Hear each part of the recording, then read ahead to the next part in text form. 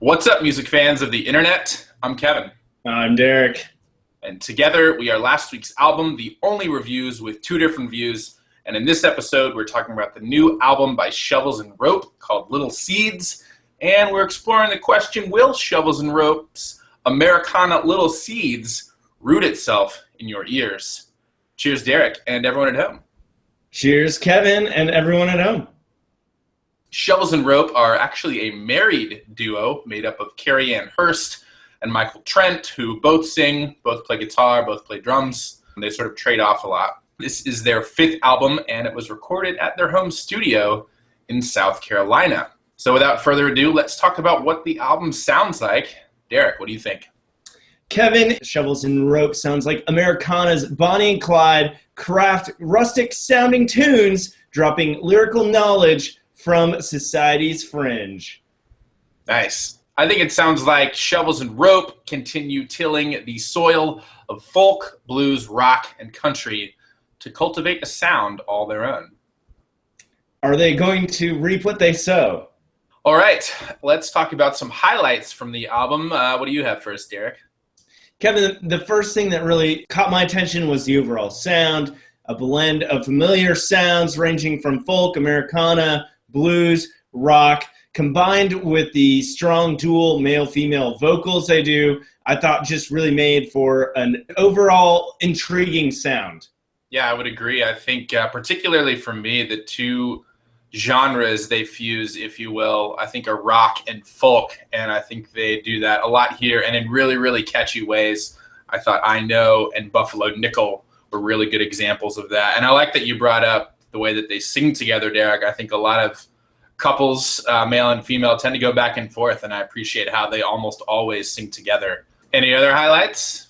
I thought it was very strong. Lyrically, a lot of vivid storytelling, interesting character studies, the escaped killer of botched execution, the bank robbery of Buffalo Nickel, to recounting a Civil War battle in Missionary Ridge.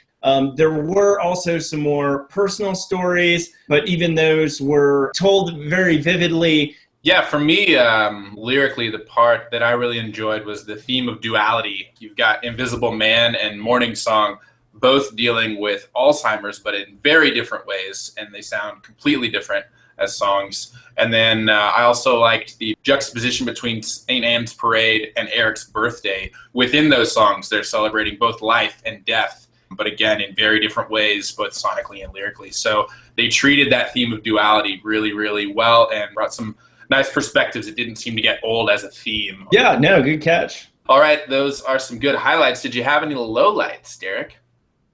Kevin, no major gripes, just kind of a slight gripe, if you will. I thought it kind of started getting a little slow and sleepy towards the end, that being mostly Missionary Ridge and San Andreas Fault Line Blues, but there was kind of an unexpected turn in BWYR, which was pleasant change of pace.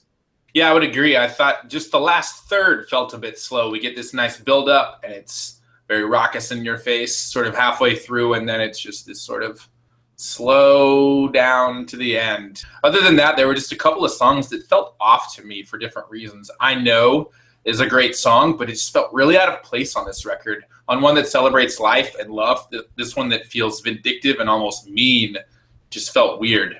And then Missionary Ridge, to me, it didn't feel as modern or as interesting. There was no tension, sort of an old-timey song with an old-timey sound, and just very traditional all around. Some good discussion there. Let's talk about overall rating and answer the big question, will Shovels and Rope's Americana Little Seeds root itself in your ears? Derek, what do you say? Kevin, to start with the big question, I think absolutely it will root itself in your ears. From the sweet and kind of more brighter tones and upbeat sounds to even some of the darker, harder rocking sounding tunes. They're all very intriguing. The lyrics, I think, also do a good job of drawing listeners in. Again, I think the stories here were really fantastic. I think Shovels and Rope continue to refine that, and how they're starting to incorporate more of their own personal stories in here. And I think you're right. It really kind of adds to the duality, like it's more self-aware or almost more complete type album. So that being said, I'm giving this one a 4 out of 5.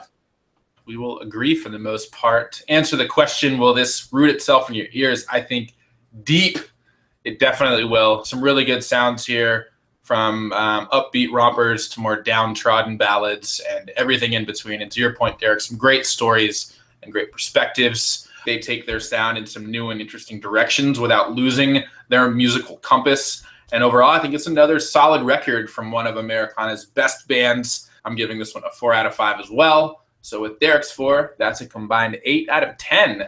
So definitely check out Little Seeds by Shovels and Rope and let us know what you think. We'd love to hear it. Don't forget to subscribe to us here at Last Week's Album, either on YouTube or the podcast. As always, I'm Kevin. I'm Derek. And we'll see you next time, guys. Cheers.